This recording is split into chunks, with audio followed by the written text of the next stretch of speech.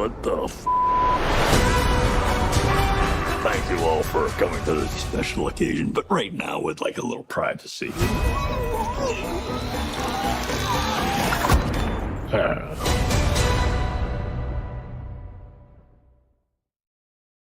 All right. We're back. Real reviews. I got the Dad Panther. How you doing, sir?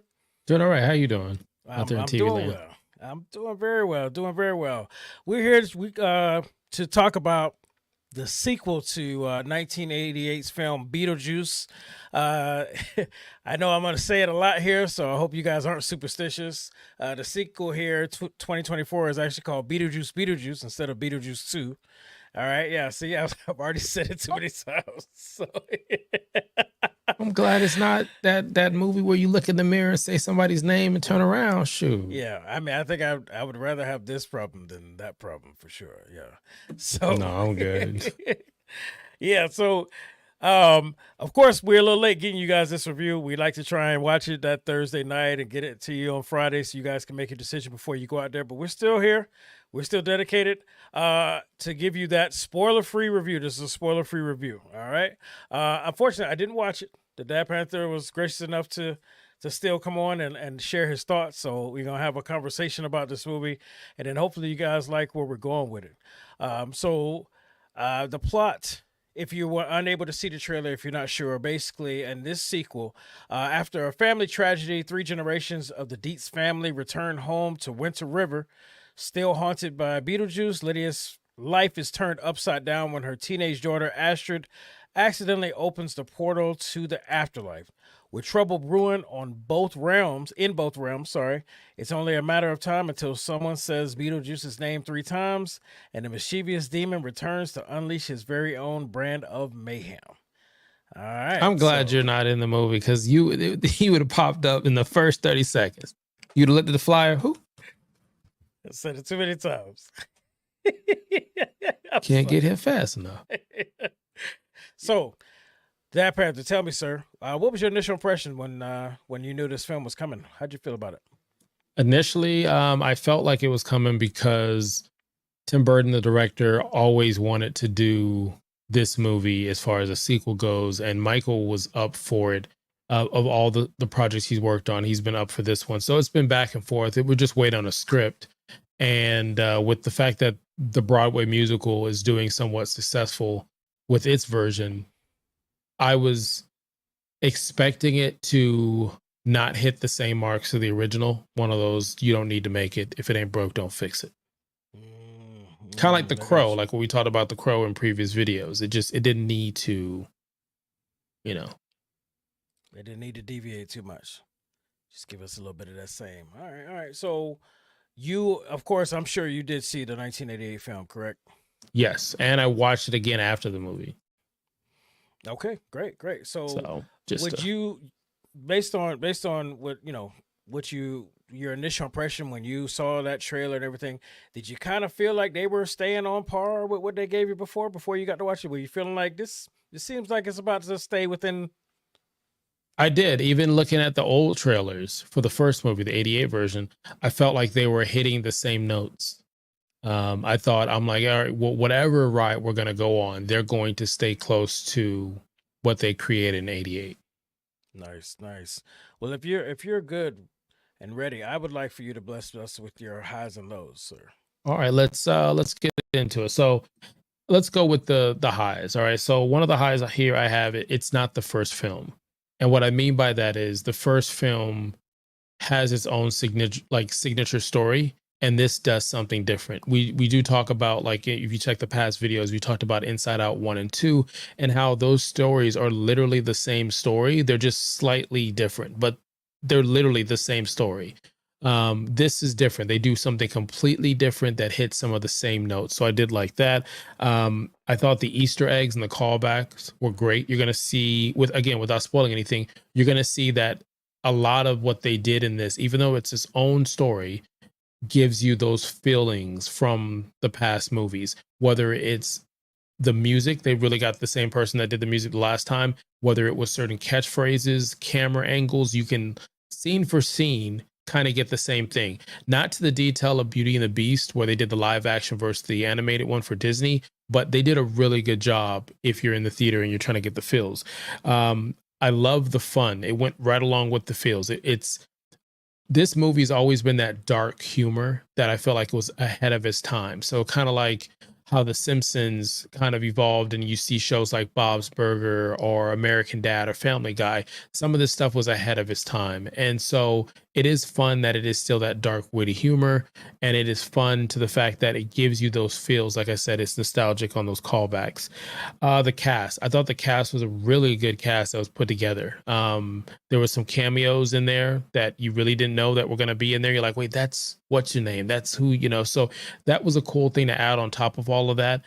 And Michael motherfucking Keaton. I mean, there's no other actor right now, as far as in a movie like this, where they can have a significant part of this movie and you don't see them much. And again, I'm not spoiling anything, but if you go back to the first movie, Michael Keaton is only in, I didn't say it, Michael Keaton is only in 16 minutes of that movie and doesn't pop into the halfway point of the first movie. And he is still that person that you remember carrying everything. And the timing, I don't know about the timing in it, but he's just, again, gets in the screen, he does what he's supposed to do, and he just fucking delivers. So bravo to him and the rest of the cast. But let's go into the negatives, and I'm just gonna not spoil on this, but the negatives are going to outweigh the positive in my opinion. So one of the negatives is the jokes miss.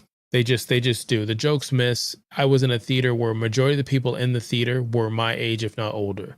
It's similar to The Crow. You're attached to these characters. You're feeling young in the theater, all of this, right? And half the theater laughed. The other half didn't.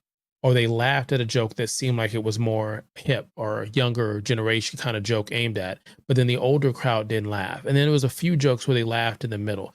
And it's unfortunate because the team that you have that's writing this, they did Spider-Man and they did Smallville and they did some of these other projects that Tim Burton worked on. And I really wish they would have had a style, or even the team, no disrespect, of shows like Family Guy, American Dad. Bob's Burger does a really good job of being dark in comedy and still lighthearted. And I felt like they missed it, that they could have not gone darker or lighter, but just hit these marks as far as these jokes go. The other thing I would say is I feel like younger audience are gonna yawn at it. Like I said, watching this before, there's moments where you'll see a certain camera angle or you'll see an Easter egg.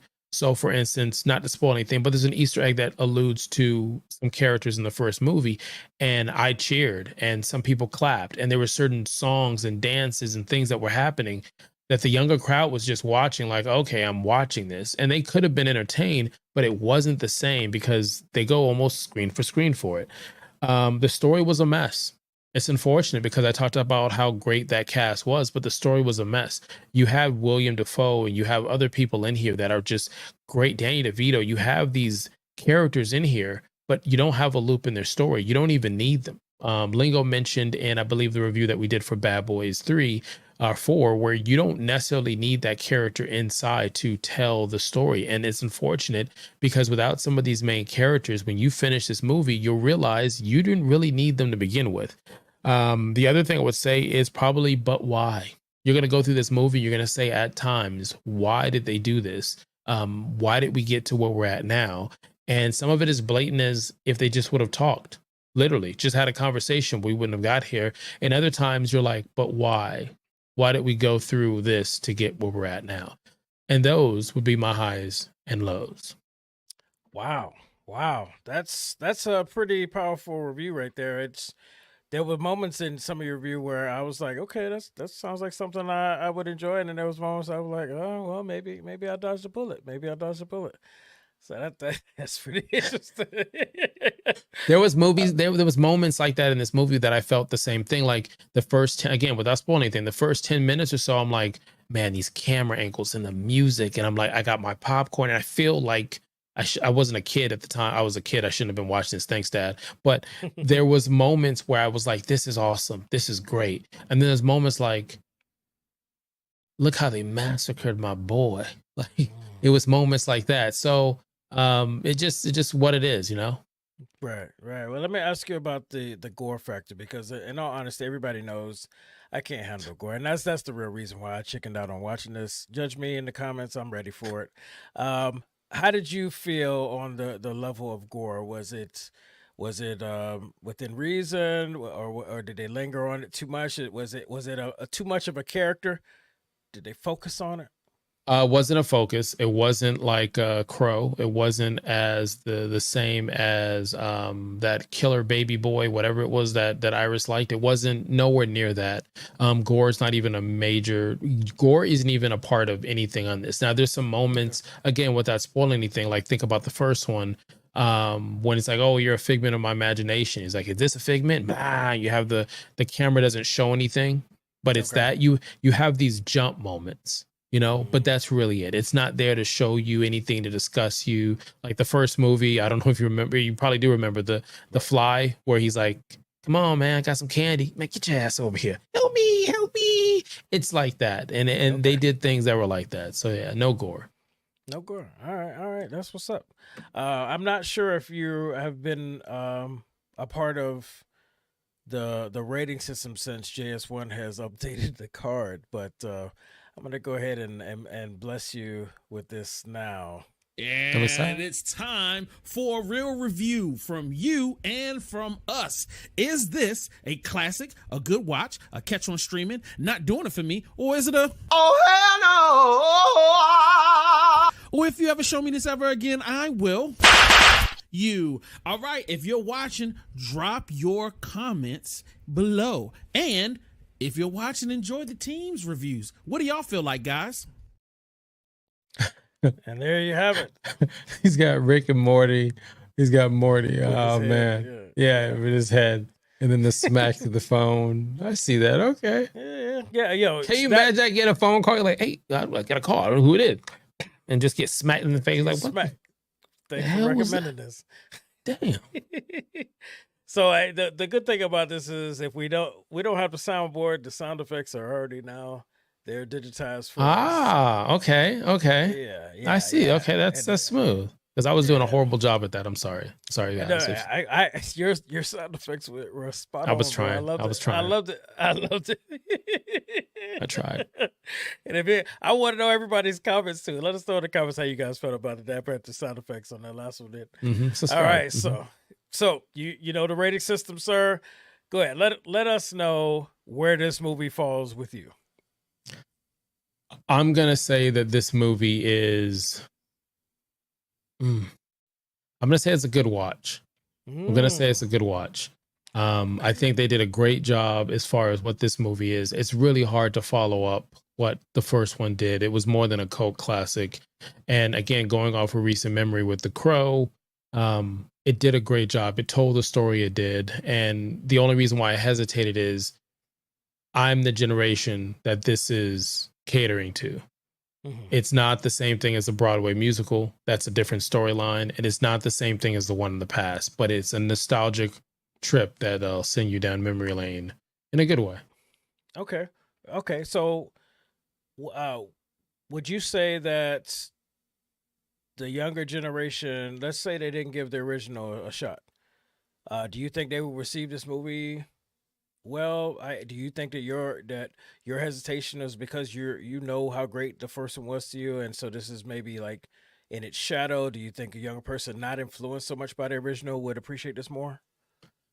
I think the cast will help them appreciate it more for the fact of the new one it has that main star as a younger person, so it grabs them in. But there's so much other television shows and movie that give a better shock value for this. Like you can go back and watch, and I can't think on top of my head, but I think it was Sabrina the Teenage Witch that Netflix redid. And that was dark, like blood and spells. That was a dark movie or television show. You have various things that have humor, like I said before, Bob's Burger, American Dad, Family, Rick and Morty. It doesn't hit that line, and it doesn't execute as well as those shows do. So you can see a younger crowd. It's kind of like with my daughter. I have her watch Rugrats, Nickelodeon back in the day. I don't like it, and she can't watch it. It's nostalgic to me and my wife, and we enjoy watching it. But then she won't watch it because the animation isn't where it is, and the story takes longer to develop. And she doesn't give a fuck what Tommy and fucking Chucky are doing. Right. Fuck Phil and Lil. But then if I put on Phineas and Ferb, because the color is so crisp and it's almost like Instagram, and it's every story is just popping, she'll watch that hours. So I just think with this, you'll watch it. It's clean. It's well put together. But the biggest thing about this is what it is connecting to in the past, not based off a story, just the nostalgic feel that you're getting. Yeah. Yeah. All right. That's what's up. That's what's up. So you heard it here. Real reviews. Dad Panther gave it a good watch. If you guys like what you saw here, let us know in the comments. If this has inspired you to go watch it, please do. And then come back and let us know in the comments how you felt about the movie itself, how you felt about this review. You know, let us know. Talk to us. We'll talk back. We're watching. And we're ready to communicate. You know? So Dad Panther, if you got nothing else, man, I'm gonna go ahead and bring this to a close and consider going to watch this movie. I did not say his name at all, so I'll be sleeping real nice tonight. You know what I'm saying? You'll be sleeping good. Yeah, I did it to myself. Maybe I should have went and watched it, and I would have been reprised of why I shouldn't. But I've already said it like a million times. So yeah. He may visit. I should you. come hang out with you tonight. No. Doors are locked over here. Doors are locked. Got the Bible out. Doors are locked. We ain't doing that today. I got you. I got the Florida State hat on. I got enough bad luck following me. Oh man, I wasn't gonna say nothing, but I feel you, brother. I feel you. Somebody in the comments gonna say something like, "How he talking? He got it." So I ain't run from it. So just I kept it real. You took it like a man. I didn't have to put it on. But it is what it is. It is what it is. All right, guys. This is Real Reviews. Again, this is Beetlejuice 2024 release. Just came out of theaters. Hope you guys go out and watch it. Of Legacy Lingo. You got the Dad Panther, and we will see you guys on the next one. He might not. I will. All right, guys.